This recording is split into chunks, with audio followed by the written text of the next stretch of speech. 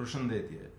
Një nga pyetjet që më bëjnë shpesh pacientët është: doktor, ti si mendon, Mounjaro apo Ozempic? Atëherë, praktikisht janë pothuajse të njëjta të dyja. I vetmi ndryshim është se Ozempic është vetëm GLP-1, do më glucagon-like peptid që si thuash imiton këto efektet e glucagonit që ul oreksin edhe si thuash ul edhe glicemin.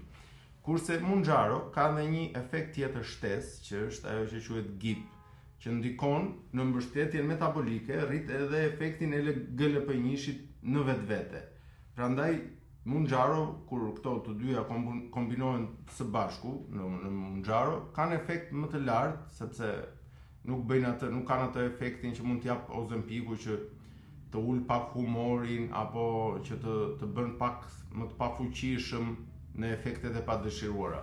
Kurse për sa i përket të vjellave apo këto nauzeat apo diarre ndoshta apo konstipacion, i kanë të dy njësoj si efekte, dhe Ozempicu edhe Mounjaro.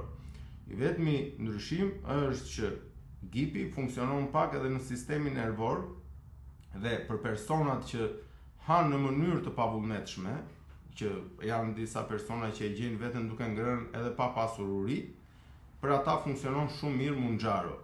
Kurse Ozempicu është për personat që nuk hanë në mënyrë të pavullnetshme, po thjesht kanë uri gjatë gjithë kohës, dhe Ozempicu e ul urinë.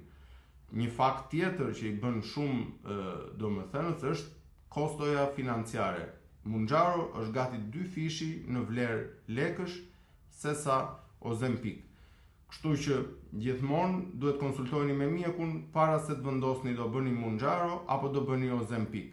Por praktikisht të dy funksionojnë edhe janë të dy njësoj të mirë. Sigurisht Mounjaro ka disa efekte shtesë, por kjo nuk është domethënëse kur e krahasojmë me vlerën e lartë të lekëve që kushton.